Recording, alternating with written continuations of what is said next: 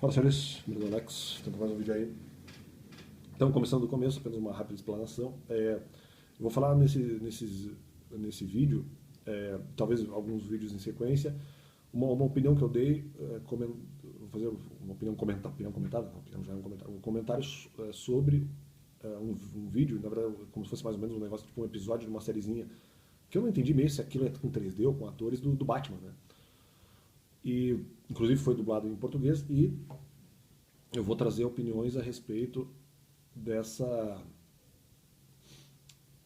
desse, desse episódio específico. Não sei se inclusive serão lançados outros capítulos que possuem algumas questões morais, principalmente ali nesse episódio específico, voltadas no relacionamento, entre aspas, entre Batman e Coringa. E vou tecer alguns comentários a respeito, alguns pontos sobre esse relacionamento e quais os resultados disso. Então vamos lá.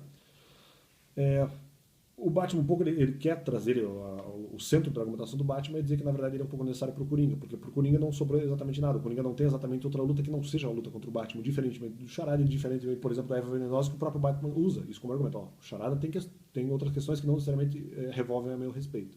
A Eva Venenosa tem as questões ambientais, que também não revolvem necessariamente a meu respeito. Então, não necessariamente eles dependem do Batman como vilania, embora eles também estejam presos no Asilo Arkham. E o Batman ali meio já spoilando, né, ele faz com que ele induz um pouco o Coringa a achar que eventualmente ele está doente, para que de alguma forma o Coringa vá ter algum contato com o Batman por causa dessa questão dessa doença. E não vou explicar, talvez até fale depois sobre alguns motivos, já spoilando tudo, né? Sobre alguns motivos de por que eventualmente o Batman foi ter essa conversa com o Coringa. Claro, porque o Coringa chamou o Batman porque o Coringa achou que estaria morrendo e na verdade ele estava sendo induzido a isso porque os resultados do exame estavam sendo falsificados. Mas, independente disso, estavam sendo falsificados pelo próprio Batman.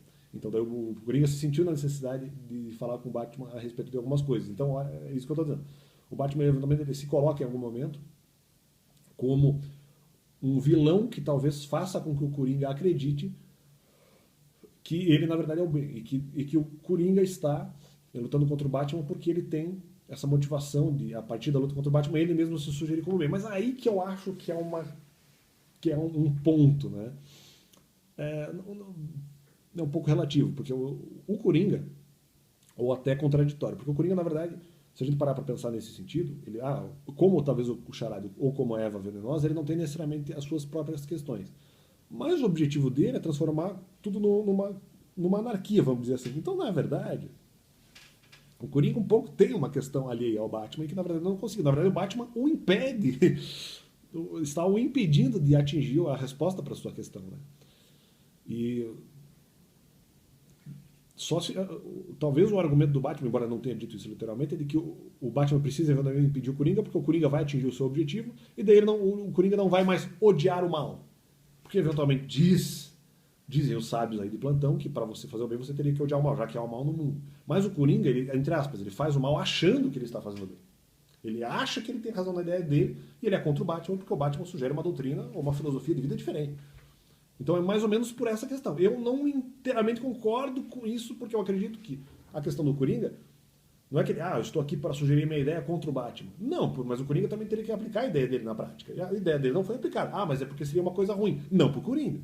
Então, na verdade, a questão do Coringa em si não foi totalmente respondida. E não é que ele exatamente precisa do Batman. Eu preciso aqui do Batman para sugerir a minha doutrina. Mas ele colocou a doutrina dele na prática. Ele tentou, mas não, a cidade de Gotham e mesmo outras localidades nunca necessariamente aplicaram, vamos dizer, algumas questões do Coringa em relação à anarquia. Ainda talvez você possa piorar um pouco o exemplo a partir do momento que você coloca no contexto a Liga da Justiça. Né? Porque daí você tem mais impeditivos do que o próprio Batman. Mas, embora talvez em algum ponto doutrina semelhante. A do Batman, a Liga da Justiça, em algum momento pode pensar alguma coisa parecida com isso. Se eventualmente eu preciso da ilusão, vamos teorizar, se preciso da ilusão de que sou bom, a partir daquilo que o Batman poderia servir, porque o Batman teria uma imagem boa para algumas pessoas, mas seria talvez um vilão para outras, né? Então é como se esse vilão eventualmente fosse necessário. Tá. Já tem o mesmo produto que... Tá, vamos ver. Enfrentando assim, em algum momento também eu vou falar sobre vários pontos da história desse vídeo, desse episódio do Batman. Embora seja um episódio mais em 3D, então não sei exatamente a qual série eventualmente ele pertence. Ou se ele representa apenas uma história específica em quadrinhos, ou vamos dizer, de um episódio específico da história do Batman. Então vamos lá. Pode ter sido realmente baseado nos quadrinhos. Eu digo assim, a própria história no sentido que ela é copiada dos quadrinhos. Tá? No segundo engajamento, talvez ali enfrentando, na verdade isso que seria uma das primeiras cenas desse desenho, na verdade não sei se é desenho, não sei se é com atores, ou se em algum momento mescla os dois. Talvez enfrentando o Charada como abusador sexual. Um pouco isso, se a gente for comparar com a questão evangélica, é um pouco diferente, porque, por exemplo, funciona diferente com o Espírito Santo, porque eventualmente, no final, o Charada ali é uma pessoa maldosa, mas que de repente ele está tentando, vamos dizer, fazer o bem, só que ele está ali fazendo abusos sexuais e tal.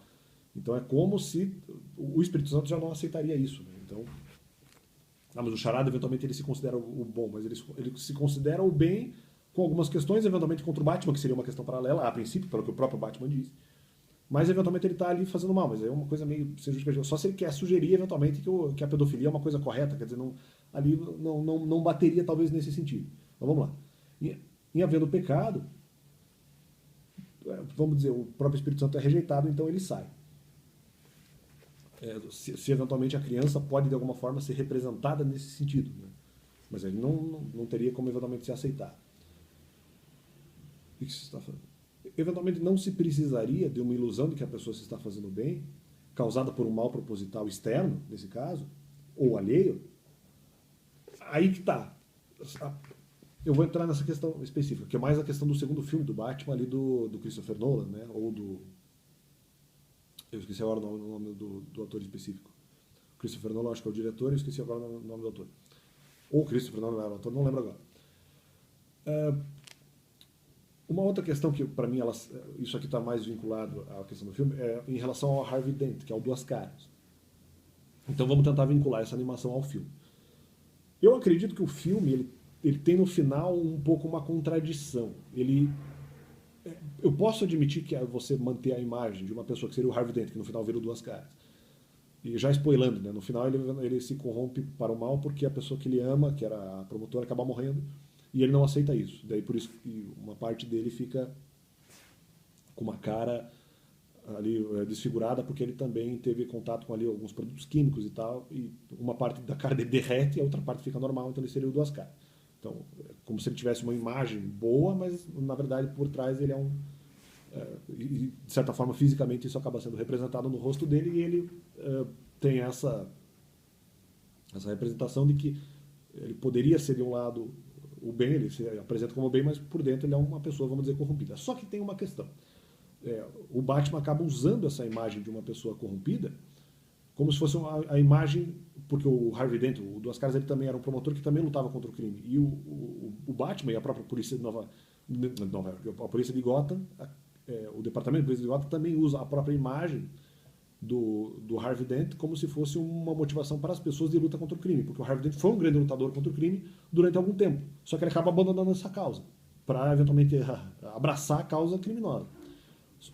Se nós colocamos o evangelho dentro dessa perspectiva, não faz sentido, porque primeiro, eu não preciso de uma imagem dessa.